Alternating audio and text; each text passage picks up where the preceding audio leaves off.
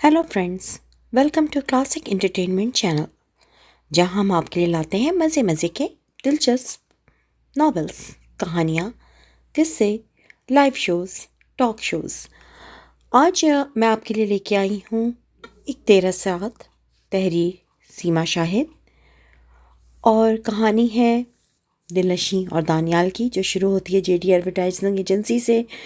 इसमें बहुत सारे किरदार हैं जो आपको बहुत पसंद आएंगे। एबटाबाद का सफ़र है, लाहौर का सफ़र है, दानियाल गिरदेज़ी हैं इसमें, और इसमें जो है हम जर्मनी में उनका जो बिज़नेस था वो सारे कुछ बताया गया है। दिलनशी का एक बहुत खूबसूरत किरदार है, और लाहौर में इनका ऑफ़िस है जहाँ पे ये लोग सब मिलते हैं। तो होपफुली लाहौर से लेके एबटाबाद और फिर वादी हुंज़ा तक का सफ़र। रहमान साहब हैं इसमें, और जो है मोर हैं। मोर के साथ साथ इसमें और भी बहुत से दिलचस्प किरदार हैं। तो उम्मीद है कि ये नावल आप लोगों को बहुत पसंद आएगा, और अगर आपको ये नावल पसंद आता है तो अपनी मौजूदगी का इज़हार करें, वीडियो को लाइक और चैनल को सब्सक्राइब करके, और कमेंट्स में भी अपनी मौजूदगी का एहसास दिलाइए। चलें एक तेरा साथ, तहरीर सीमा शाहिद, पार्ट 7 को शुरू करते हैं। कल गलत अपलोड हो गया। अब मुझे लगा कि सारी वीडियो जो है वो करेक्ट है, लेकिन वो सही से नहीं बन पाई थी, तो अभी दोबारा इसको अपलोड कर रही हूँ। एक तेरा साथ पार्ट 7, तहरीर सीमा शाहिद। और वीडियो शुरू करने से पहले, अगर आपको वीडियो में ऑडियो पसंद नहीं है तो आप ऑडियो को म्यूट कर सकते हैं। अगर आपको वीडियो की स्पीड, यानी जो राइटिंग स्पीड चल रही है, वो ज़्यादा लग रही है या कम लग रही है, तो राइट हैंड साइड पे वीडियो पे सेटिंग का बटन दबाइए और अपने हिसाब से आप स्पीड को कम या ज़्यादा कर सकते हैं। चलें देर किस बात की, शुरू करते हैं एक तेरा साथ पार्ट 7।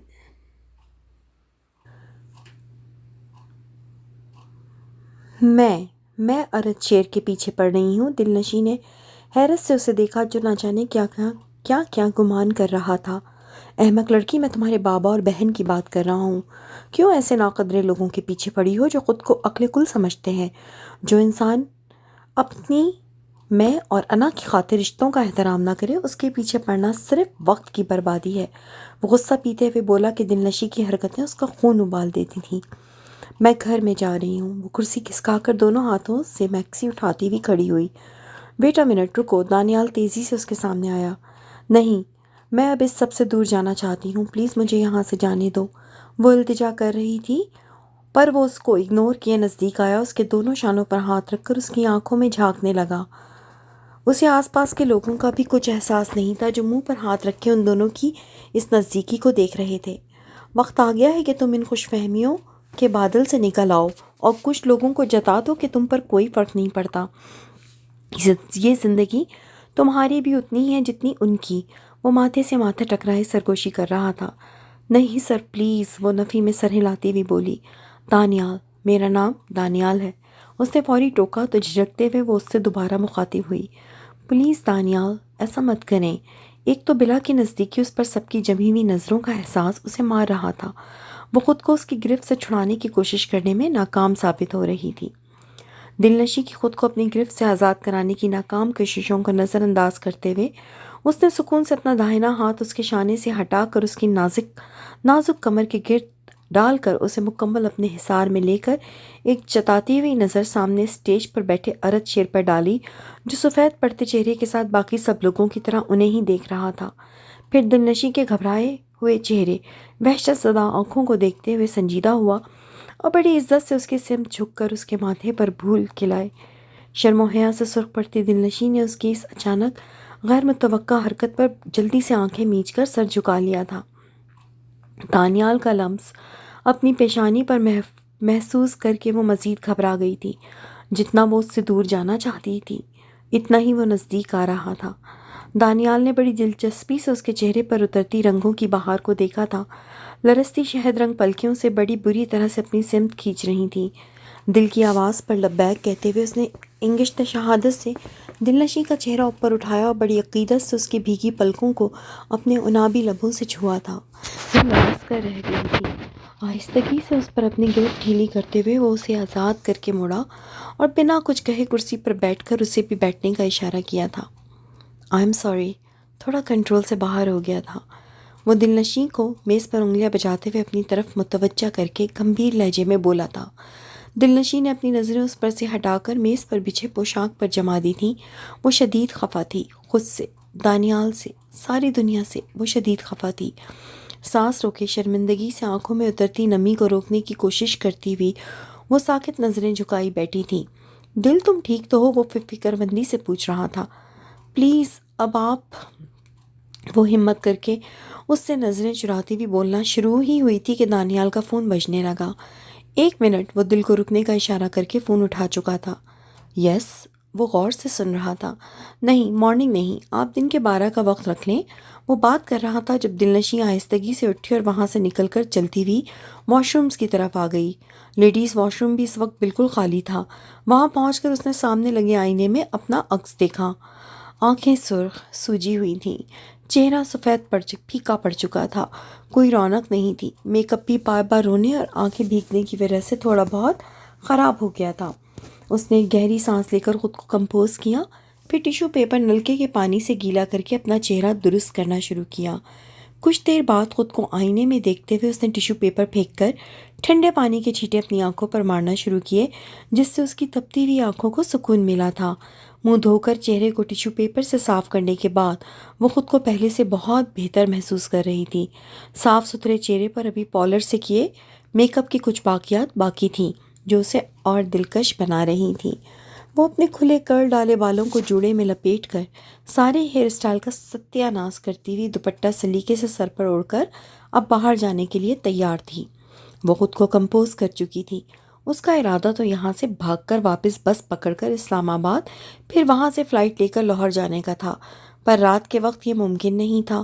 وہ کچھ دیر پہلے کی دانیال کی حرکات بھلائے اپنے بھاگ جانے کی پلاننگ میں دماغ الجھا چکی تھی۔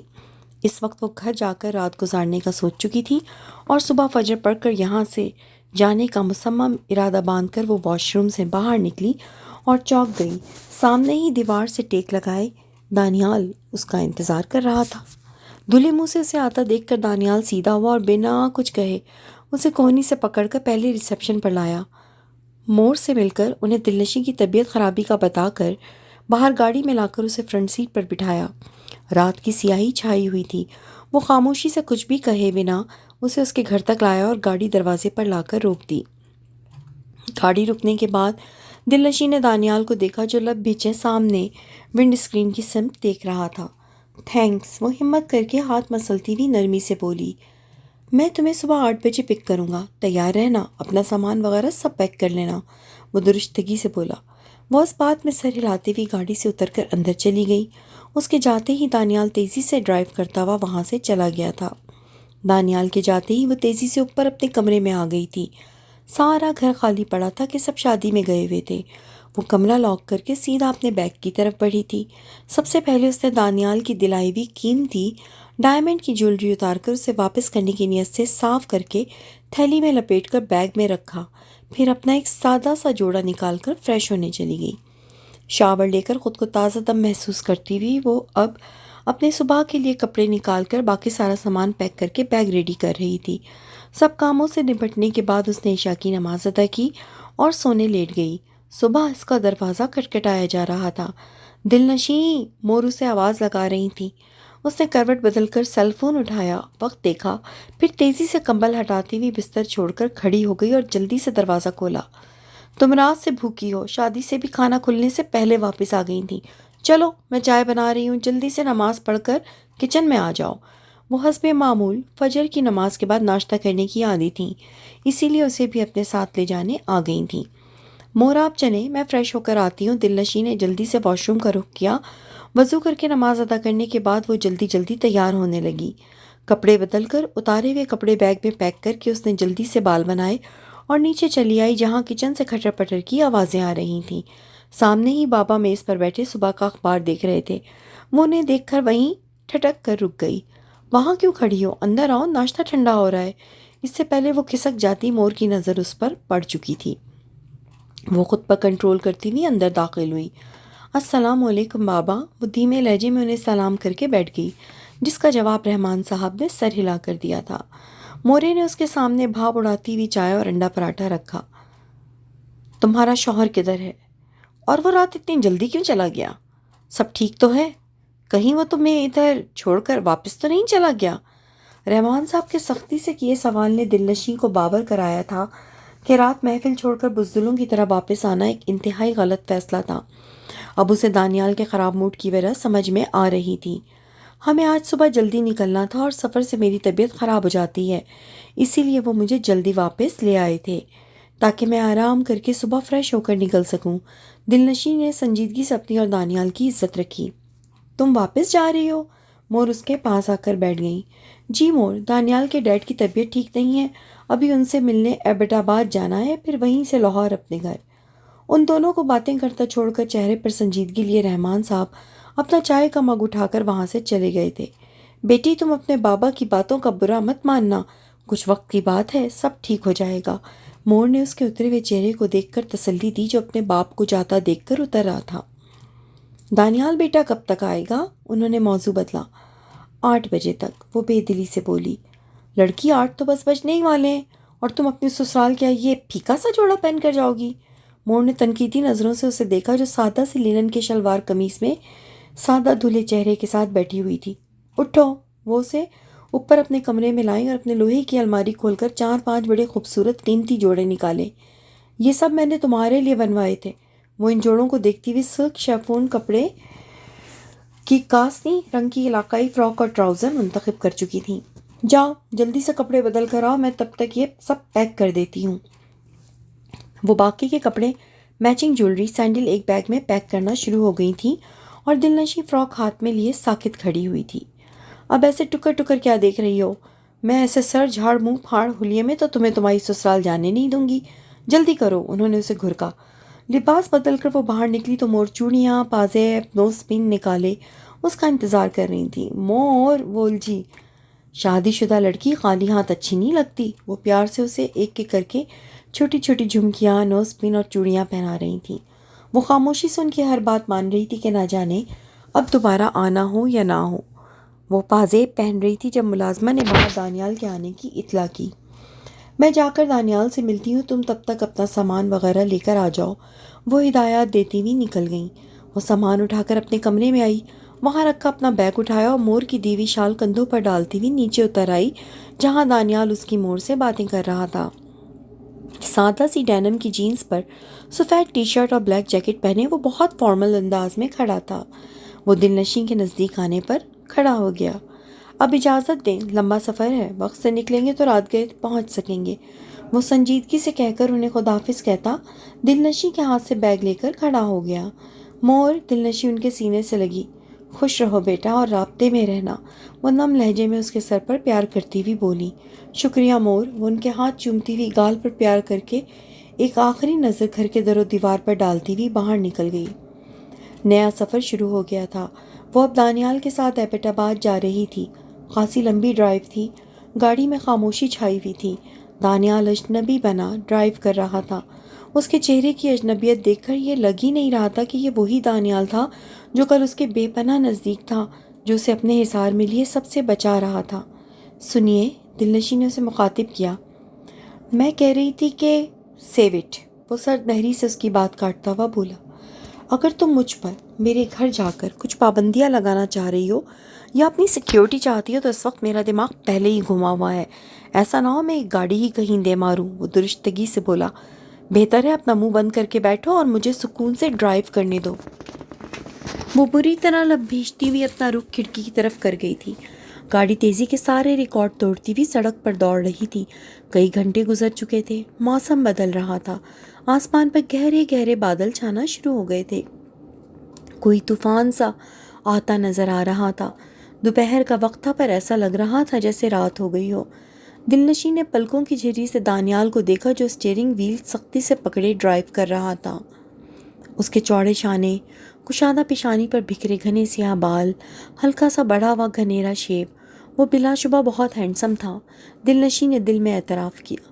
چہرے سے نظریں پھسلتی ہوئی اس کے ہاتھوں پر گئیں، صاف مضبوط مردانہ نفاست سے تراشے ہوئے ناخن، ایک کلائی میں قیمتی گھڑی، پوری گاڑی میں اس کے آفٹر شیو لوشن کی خوشبو پھیلی ہوئی تھی۔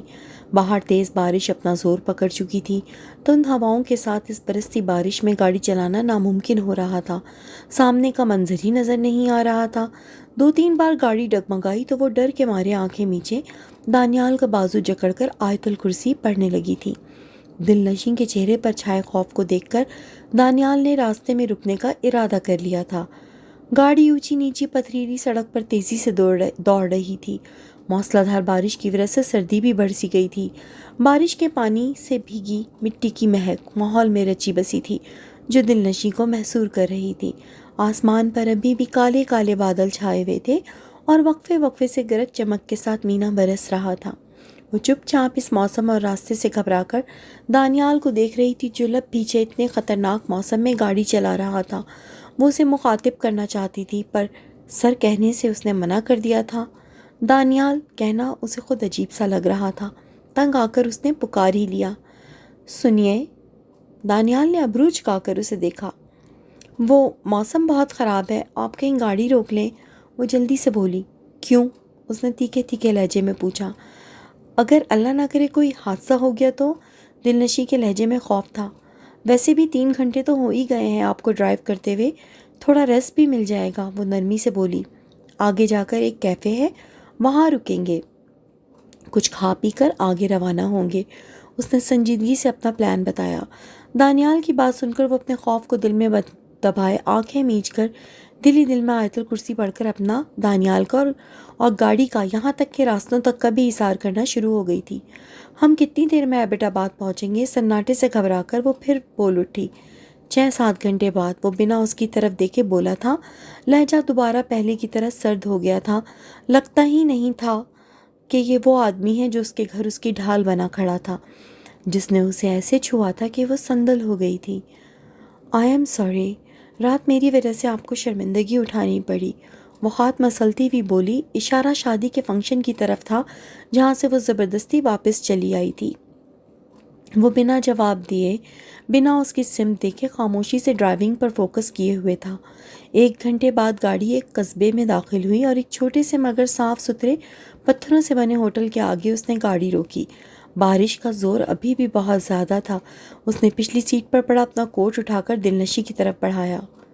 کیوں؟ دل نشیں نے بنا کوٹ پکڑے حیرت سے پوچھا۔ بارش بہت تیز ہے، خود کو کور کرو اور تیزی سے گاڑی سے اتر کر اندر چلنا ہے، وہ ہدایات دے رہا تھا۔ پر بول جی، اب کیا پرابلم ہے مس واٹ ایور؟ وہ ٹھیک ٹھاک زد ہوا تھا۔ آپ کا کوٹ خراب ہو جائے گا، میں اپنی شال کھول کر اوڑھ لیتی ہوں۔ وہ ہچکچاتے ہوئے اس کے ہاتھ میں موجود ارمانی کے بیش قیمت کوٹ کو دیکھ رہی تھی۔ تمہیں بھیگ کر اپنا تماشا بنوانے کا شوق ہوگا، پر مجھے یہ سب گوارا نہیں۔ مائنڈ اٹ، جب تک تم میرے ساتھ ہو میری عزت ہو۔ اور دانیال گردیزی کو اپنی عزت کی حفاظت کرنا آتا ہے۔ وہ اس کے ہاتھ میں زبردستی کوٹ تھما گیا تھا۔ جلدی کرو، میرے پاس وقت کم ہے، رات سے پہلے ایبٹ آباد پہنچنا ہے۔ وہ تحققانہ لہجے میں بولتا ہوا اترا اور دوسری طرف سے آ کے دل نشیں کی سائڈ کا دروازہ کھول کر اسے نیچے اترنے کا کہا۔ دل نشیں گاڑی سے اتری تو ٹھنڈی ہوا، تیز بارش کی بوچھار نے اسے بھگو دیا تھا۔ دانیال نے تیزی سے گاڑی لاک کر کے اس کا ہاتھ تھاما اور تقریباً بھاگتے ہوئے وہ اوسیلیو ہوٹل کے اندر داخل ہوا۔ ہفتے کی شام تھی، مقامی ہوٹل اس وقت کھچا کھچ بھرا ہوا تھا۔ وہ دونوں ایک ساتھ اندر داخل ہوئے تو کئی لوگوں کی آنکھوں میں ان کا کپل دیکھ کر ستائش اتر آئی تھی۔ سب کی نظروں سے بے نیاز وہ مغرور انداز میں گردن تانے دل نشیں کو ساتھ لیے ایک کونے والی میز منتخب کر کے بیٹھ گیا تھا۔ کیا لوگی؟ اس نے مینیو اٹھاتے ہوئے سوال کیا۔ چائے، وہ سادگی سے بولی۔ مینیو سے 2-3 آئٹم سلیکٹ کر کے اس نے آرڈر پلیس کیا اور خاموشی سے کرسی کی پشت سے ٹیک لگا کر اپنی ٹانگیں پھیلا کر بیٹھ گیا۔ کچھ ہی دیر میں سینڈوچز، سموسے اور چائے ویٹر سرو کر کے جا چکا تھا۔ دل نشیں کی پلیٹ میں سینڈوچ ڈال کر اس نے اپنی پلیٹ سیدھی کی اور کھانے سے انصاف کرنے لگا۔ چائے پی کر وہ دونوں ہی فریش ہو گئے تھے۔ والیٹ سے ہزار کے کڑکڑاتے ہوئے نوٹ نکال کر اس نے میز پر رکھے اور کھڑا ہو گیا۔ چلو، وہ اسے ساتھ لیے باہر نکل آیا تھا۔ بارش کی تیزی میں کمی آ گئی تھی اور وہ دونوں گاڑی میں بیٹھ کر آگے کی منزل کی طرف روانہ ہو گئے تھے۔ سفر تیزی سے جاری تھا جب دل نشیں نے دل میں پنپتے ہوئے سوال کرنے کا فیصلہ کیا۔ کیا آپ مجھے ایبٹ آباد پہنچنے سے پہلے اپنی فیملی کے بارے میں بتائیں گے؟ اور کچھ اپنے بارے میں بھی، جیسے آپ کی لائف، آپ کو کیا پسند ہے کیا ناپسند ہے، وہ سب جو مجھے جاننا چاہیے، تاکہ اگر آپ کے گھر مجھ سے کوئی کچھ پوچھ لے تو میں جواب دے سکوں، اس نے وضاحت کی۔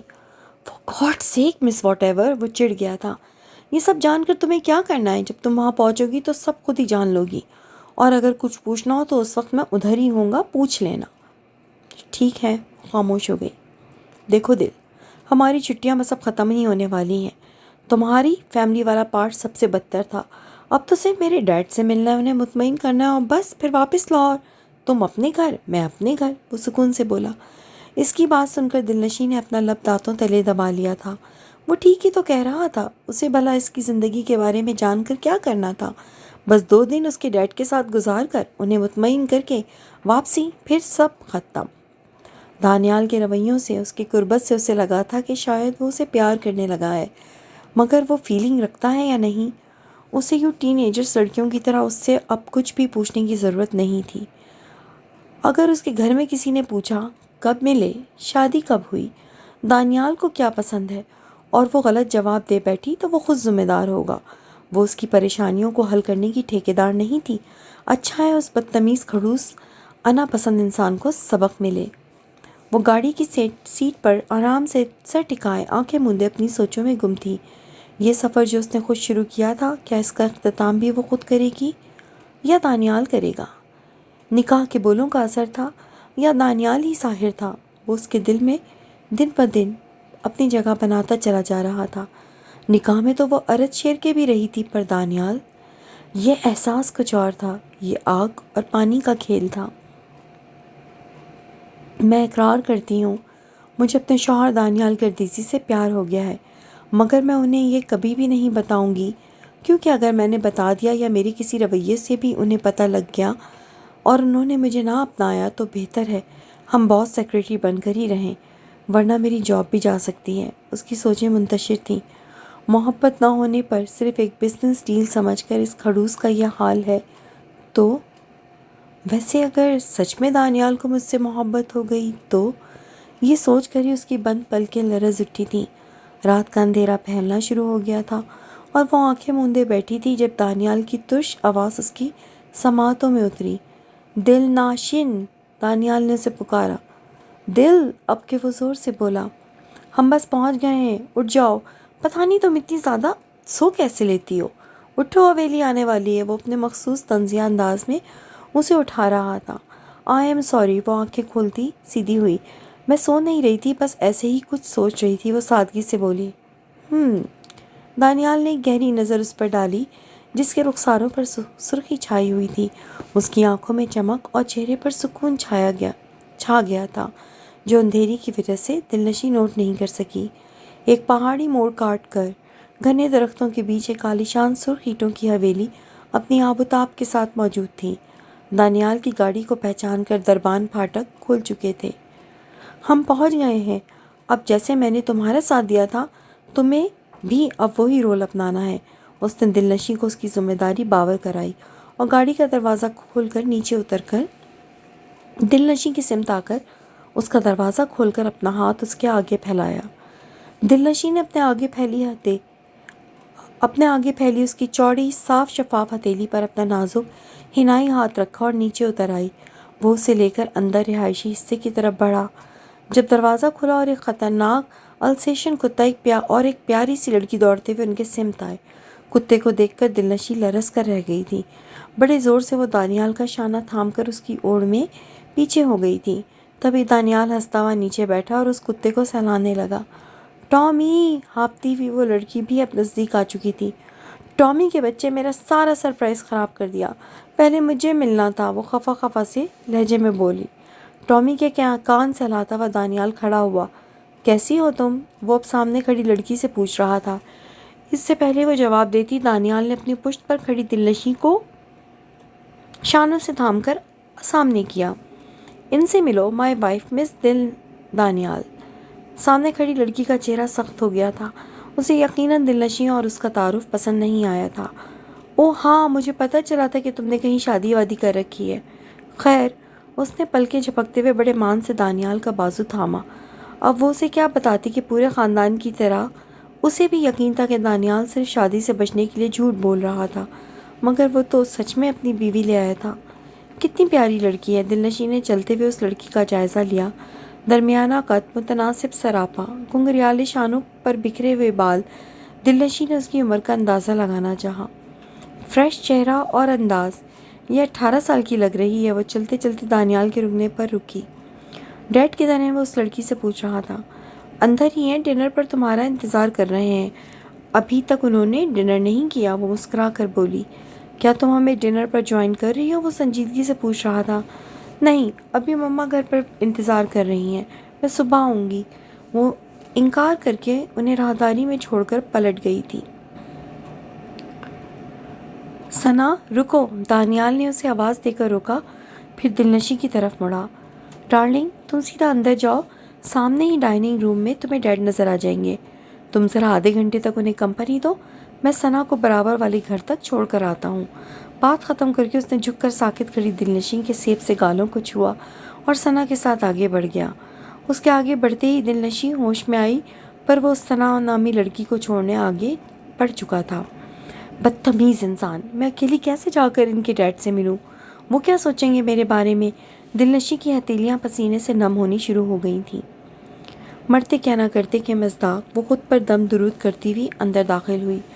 जहांज़ेब साहब के साथ वो 2 साल काम कर चुकी थी। वो उसे अच्छी तरह से जानते थे, पर अब अपनी एम्प्लॉय को बहू के रूप में देखकर वो क्या रवैया इख्तियार करेंगे, ये सोच दिलनशी के हाथ पैर फुला रही थी।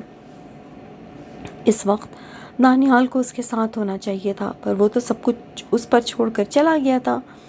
वो हिम्मत करके दरवाज़ा खोलकर उस आलिशान हवेली नुमा घर के अंदरूनी हिस्से में दाखिल हुई। फर्श पर दबीज कालीन था और साइडों पर फैंसी टाइल्स लगी हुई थीं। गोल बड़े से हॉल नुमा कमरे के सेंटर से खूबसूरत लकड़ी की गोल सीढ़ियाँ ऊपर के पोर्शन में जा रही थीं। वो हाथ मसलती हुई आगे बढ़ी। एक साइड से दरवाज़ा खुला और एक बावकार सी बुजुर्ग खातून इलेक्ट्रिक व्हीलचेयर पर बैठी हुई अंदर दाखिल हुई। उनके पीछे ही सफ़ेद आराम कुर्ता शलवार सूट में मलबूस शफीक से जहांज़ेब साहब भी अंदर आ चुके थे। वो उन्हें देखकर कंफ्यूज होकर साकित से खड़ी रह गई थी। उसकी समझ नहीं आ रहा था कि सर जहांज़ेब को क्या कहकर मुखातिब करे। ना ही वो उन बुजुर्ग खातून को जानती थी। दिल ही दिल में दानियाल को सलवातें सुनाई उसने। अस्सलाम वालेकुम। उन्हें नज़दीक आता देखकर उसने बौखला कर सलाम किया। वालेकुम अस्सलाम। जहांज़ेब साहब तो उसे अपने आबाई घर में देखकर ही हैरान रह गए थे। लड़की, कौन हो तुम और यहाँ किससे मिलने आई हो? उन बुजुर्ग खातून की पाटदार आवाज़ उभरी। काश दानियाल यहाँ होते। उसने घबरा कर भागने की नीयत से पीछे मुड़कर देखा तो दानियाल को खड़ा देखकर हैरान रह गई। वो कब आया उसे पता ही नहीं चला था, या शायद वो उसके पीछे ही था। पर इस वक्त सबसे ज़्यादा जिस चीज़ ने उसे शॉक किया था वो दानियाल की सर्द आँखें और चेहरे पर छाया कर्ब था। ऐसा लग रहा था कि जैसे वो किसी बुरे लम्हे में या पुरानी याद में अटका हुआ था। दानियाल के चेहरे का कर्ब उसका दिल झंझोड़ गया था। शायद जिन्हें हम चाहते हैं उनकी ज़रा सी भी तकलीफ़ गवारा नहीं होती। वो सबको इग्नोर करती हुई आहिस्तगी से चलती हुई दानियाल के नज़दीक आई और नरमी से उसका भारी मर्दाना हाथ पकड़कर अपनी आंखों से लगा गई थी। दानियाल दिलनशी की इस हरकत पर चौंका और उसे अपने बाजुओं के हिसार में लिए जहांज़ेब साहब की सिमत आया। डैड, ये दिलनशी है मेरी वाइफ। जहांज़ेब साहब ने अपनी हैरत पर काबू पाते हुए दिलनशी के सर पर हाथ रखा। तो तुम दिलनशी हो, मेरे पोते की बीवी। मेरे पोते को तो इतना भी ख्याल नहीं कि अपनी दादी का तारुफ ही करा देता। व्हीलचेयर पर बैठी दानियाल की दादी ने शिकवा किया तो दानियाल घुटनों के बल उनकी चेयर के सामने बैठा और उनका माथा चूमा। सॉरी दादो, आपको सरप्राइज़ देना था, इसीलिए पहले कुछ नहीं बताया था। कोई बात नहीं, तुम दोनों मुंह हाथ धोकर फ्रेश होकर आ जाओ, मैं तब तक मुलाजमत से खाना लगवाती हूँ। दादी हुजूर ने उन दोनों को देखा जिनके चेहरों पर ही सफ़र की थकान साफ नज़र आ रही थी। दादो, हम खाना खाकर आराम करेंगे। और दिलनाशिन, वो रुका कि यह नाम उसके मुंह पर चढ़ता ही नहीं था। दिल, तुम सामने वॉशरूम में जाकर हाथ धो लो। वो उसे कहकर अपने डैड के साथ ही एक सोफे पर बैठ गया था। वो हाथ मुंह धोकर वापस आई तो जहांज़ेब साहब ने उसे दरवाजे पर खड़ा देखकर अपने पास बुलाया। बेटी, इधर आओ। तो कैसा लगा तुम्हें तुम्हारा घर? वो शफकत से पूछ रहे थे। अच्छा है, वो मध्यम सुरों में बोलती हुई उनके पास बैठ गई। सिर्फ अच्छा? उन्होंने पूछा तो वो बौखला गई। नहीं, बहुत अच्छा है, उसने जल्दी से जवाब दिया। खाना लग चुका था। एक पुरतकल्लुफ़ डिनर के बाद कहवे का दौर चल रहा था जब चंचल सी सना अंदर दाखिल हुई। दानी, चलो ना, मम्मी इंतज़ार कर रही हैं। तुमने वादा किया था डिनर करते ही आओगे। दिलनशी को ऐसा लगा जैसे वो यहीं छुपी उनके निवाले गिनते हुए डिनर ख़त्म होने का इंतज़ार कर रही थी, जो छम से नाजिल हो गई। 2 मिनट दो, मैं ज़रा कपड़े बदल लूँ। दानियाल खड़ा हुआ। डैड, मैं पप्पू से मिलकर आता हूँ। मैंने सना से वादा किया था डिनर के बाद चक्कर लगाने का। वो उनसे इजाज़त ले रहा था या बता रहा था, ये दिलनशी की समझ में नहीं आया। दिलनशी बेटी, हमारा बराबर वाला घर मेरी इकलौती बहन और दानियाल की फुप्पो शाहाना बेगम का है। जब दानियाल की माँ गुजर गई थी तो उसी ने दानियाल को पाला था। वो तारुफ करवा रहे थे। दिल, तुम डैड के साथ टाइम स्पेंड करो, मैं बस कुछ देर में आता हूँ। वो नरमी से कहता हुआ उसके बाल बिगाड़ गया था। वो सीढ़ियों की तरफ बढ़ गया था।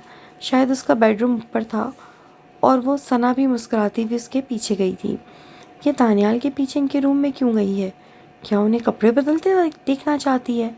या दिलनशी ने अपनी मुट्ठियाँ भींच लीं। ये दानियाल की अपनी लाइफ है, मुझे क्या? जिसके साथ उठे बैठे कमरे में जाएं, उसने खुद को समझाया। दिल, बेटी आराम से बैठो। दादी हुजूर ने उसे टोका तो फ़ौरन सीधी हुई। तुम बहुत फर्माबरदार और खूबसूरत हो। शायद इसीलिए शायद इसीलिए मेरा शादी से इनकारी ज़िद्दी पोता तुम्हारा दीवाना हो गया है। उनकी बात सुनकर दिलनशी का चेहरा ब्लश करने लगा था। माशाअल्लाह, वो उसका शर्म से सुर्ख पड़ता चेहरा देखकर खुश हुई। जहाज़ेब, बहू को देखो, शर्मा रही है। वरना मुझे तो लगता था कि आज के दौर में अल्लाह ने ऐसी लड़कियां ही बनाना बंद कर दी हैं जो शर्माएं, ब्लश करें। वो दिल से दिलनशी की इस शर्म हया पर फिदा हुई थी। जी अम्मा, दानियाल खुशकिस्मत है जो उसे इतनी अच्छी बीवी मिली है। जहाज़ेब साहब ने तारीफ़ की। बेगम साहिबा, आपकी दवा का वक्त हो गया है। एक उधेड़ मुलाजमा मुअद्दबाना अंदाज में आकर पास खड़ी हुई। मैं कुछ देर में आती हूँ, जब तक तुम दोनों बहू ससुर बातें करो। वो खुशदिली से कहती हुई अपनी व्हीलचेयर घुमाती मुलाजमा के साथ चली गई थी। दिलनशी, दादी हुजूर के जाने के बाद जहाज़ेब साहब ने संजीदगी से उसे देखा। मैं 30 साल से इधर रह रहा हूँ। लाहौर में था तो हर एक वीकेंड पर इधर आता था। इस घर के चप्पे चप्पे पर दानियाल की माँ की यादें बिखरी हुई हैं। वो अफसरदगी से बोले। मेरी बड़ी ख्वाहिश थी दानियाल की शादी धूमधाम से इसी घर से करता। खैर, वो रुके। दिलनशी, जी सर, तुम्हें दानियाल के साथ ऑफिस में काम करने में कोई दुश्वारी तो नहीं हुई? उनका ये सवाल दिलनशी को हैरत में डाल गया था। उसे लगा था कि शायद शादी कब हुई, कैसे हुई टाइप सवालात पूछेंगे, मगर नहीं सर, उसने नफ़ी में सर हिलाया। दानियाल ने तुम्हें जॉब पर परेशान तो नहीं किया? तुम मुतमईन हो उधर? अब कि उन्होंने घुमा कर पूछा।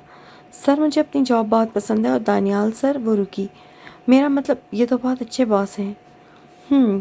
तो क्या तुम एक कैरियर वुमेन हो? शादी हो गई है तो अब काम भी करोगी या छोड़कर घर संभालने का इरादा है? वो इस टाइप के सवालात का सामना करने के लिए पहले ही खुद को ज़हनी तौर पर तैयार करके आई थी, इसीलिए सुकून से गोया हुई। मुझे नहीं पता कि कैरियर वुमेन क्या होती हैं। मैं बस इतना जानती हूँ कि किसी भी लड़की की पहली प्रायोरिटी उसका घर और हस्बैंड होते हैं, और अगर घर मुतासिर और हस्बैंड मना करे तो जॉब अहम नहीं होती, उसे छोड़ देना चाहिए। वो सादगी से बोली। तुम जॉब कंटिन्यू रखोगी? अब कि उन्होंने साफ पूछा। इन पर डिपेंड करता है, अगर ये मना करेंगे तो छोड़ दूंगी। दिलनशी की बात सुनकर वो हंस पड़े थे। लड़की, मेरी एक भी बात का सीधा जवाब नहीं दिया तुमने। ओके फ्रेंड्स, तो आज के लिए बस इतना ही। ये था एक तेरा साथ का पार्ट 7। इंशाल्लाह मैं कोशिश करूँगी कि 2 से 3 पार्ट्स में इसको ख़त्म कर दूँ, ठीक है ना? और इसके लिए आपको मेरी थोड़ी सी हौसला अफजाई करनी होगी। और हौसला अफजाई आप कैसे करेंगे कि हमारे चैनल क्लासिक एंटरटेनमेंट चैनल को आप सब्सक्राइब कीजिए, वीडियो को लाइक कीजिए, कमेंट में अपनी मौजूदगी का एहसास दिलाइए, हो सके तो इस वीडियो और चैनल को शेयर कीजिए। Thank you for watching classic entertainment channel. Take care.